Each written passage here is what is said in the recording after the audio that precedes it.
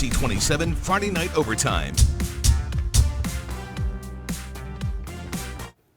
What is up, everybody? Happy Friday night and welcome to Friday Night Overtime. I'm Sports Director Allison Posey. He is Kyle Logan. And Kyle, tonight, a rainy night. I'm pruny across the Big Bend. Yeah, luckily I think you got more of the rain than I of did, course. but a little bit of lightning there, a little bit that wasn't happening. Yes. So luckily we got a lot of football in, and luckily that means we were shooting football. Absolutely. Big game tonight at McClay, too. A small school rivalry. Marauders hosting St. John Paul II. The first Class 1 suburban game for both of these teams. That new classification system in Florida in effect this fall, so winning this one, it's a big deal. Huge deal. And, of course, you just want to have bragging rights. You do. Because who doesn't? St. John Paul II at McClay. It's our Friday Night Overtime game of the week. A rainy affair at Frank Shaw Field. I mean, look at the track there. Doesn't bode well for either team. They both like to sling the ball a little bit. So a lot of run plays in this one. St. JP 2, 6-0 already. The handoff to Jaden Walden, who gets to the outside.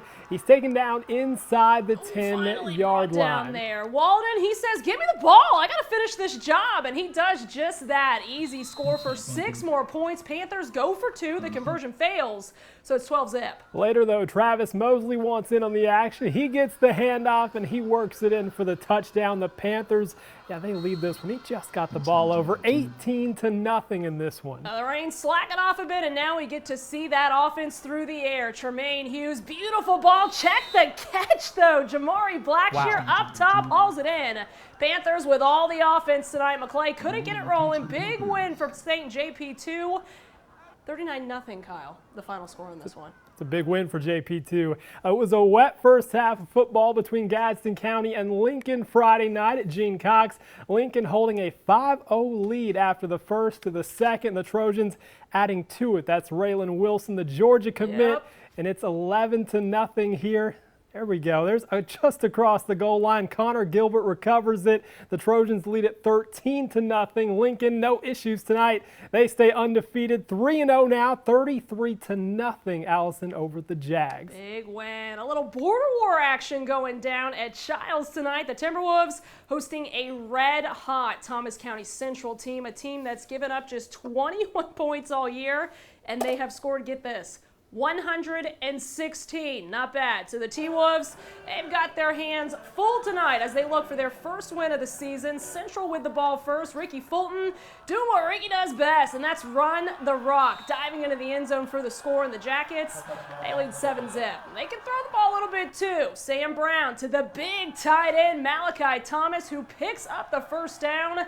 And then soon after, the Jackets, they hit Pater. Brown over the middle to a wide open Trevon Pringle. Jackets, they cruise in this one tonight, Kyle. They are still perfect on the year, 42-13. A big win. Another border war game. Cairo hosting Godby tonight.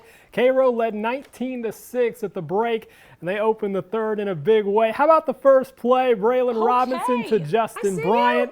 And he finds the sideline. Godby cannot push him out, Allison. He takes it 80 yards to the house, and Cairo goes in front 25-6. But the Cougars had some fight in them tonight. Mid-3 now, Christian Sims with all kinds of time. He's looking downfield, and he connects. The Cougars cut that lead to 16, but Cairo was too much tonight as the Makers win 31-12. Now, the Colquitt County Packers looking real nice through 3 weeks of play. 107 points scored, 13 given up. The Pack getting a test tonight. An undefeated, talented Lee County squad making the trip to MacTharp Stadium. Somebody has to lose for the first time this season. 3rd and 4. Early on, Lee County with the ball, and Usmani Chroma is going to get the carry, and he's looking like he is back. Out with an injury a week ago, I heard.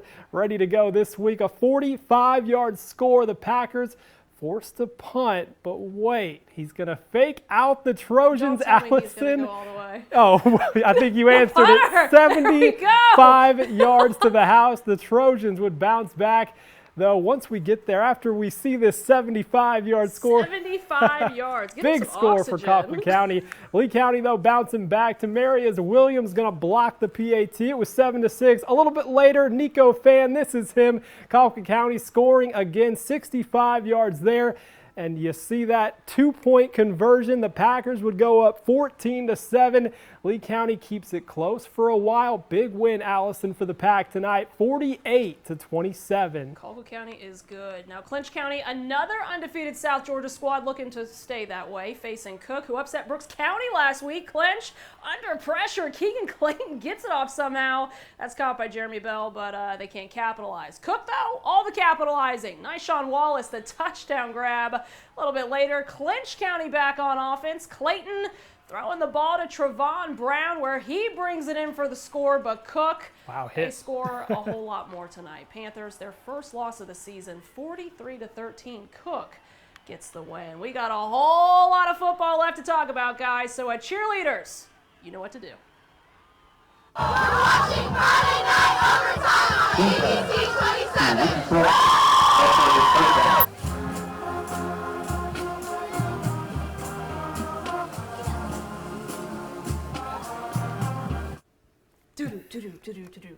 You love your Phil Collins. I do. Our band of the week, the pride of Decatur County, the Bainbridge High School Marching Band. So, Allison, since we're talking about the Cats, let's really talk about the Bearcats. Bainbridge hosting Thomasville, both teams 1-2 on the season. The Cats, with that great entrance that they always have, they were ready to go in this one. Low scoring early, so we jumped to the second half. Thomasville down 3. That's DJ Thurman taking the reverse up the right sideline for a long run and a Bulldogs touchdown. 2 drives later, the Cats on offense. Cam Sanders to Antavius Murphy, and he is into the end zone. He goes to put the Bearcats back up.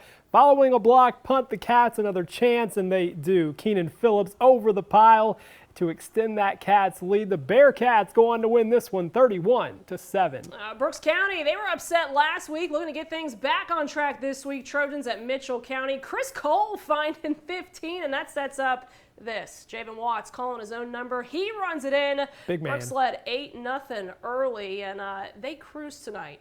49-12. That is cruising. Over Mitchell County, excuse me, not over themselves. The Brookwood Warriors at home tonight against Stratford Academy, and it was the road team finding success early. Keandre Glover gets the call, and he finds room. He is in for 6, and the Eagles, they go in front 14-0, but Allison, the Warriors, they would respond late one now. Raj Waldrop's going to find Destin Moore out wide, and the senior all-state wideout does the rest. He finds the sideline, and he will not be stopped. House call, Allison.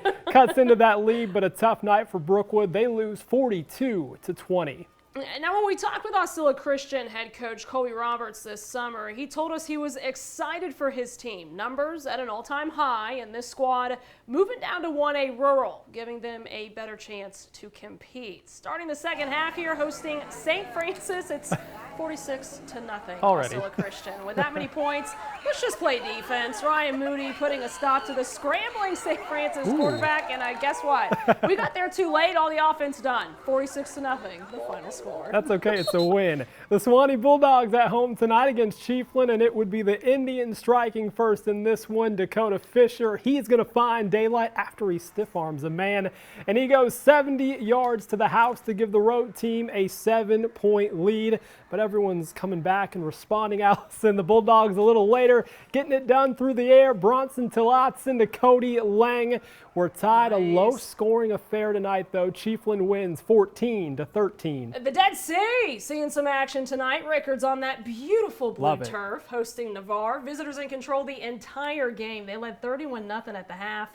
Third quarter, Navarre defense stuffing the Rickards offense. Dwayne Clark recovered the fumble, returned it for a touchdown, 37-0. Rickards does break through there. David Laws scoring, but the Raiders of Navarre, they win 37-6. Grace Christian in their first 11-man season at Patala Charter tonight. Not a good night, though, for Grace Christian. All Panthers, Jimmy Tillman, the handoff, and he will find the end zone.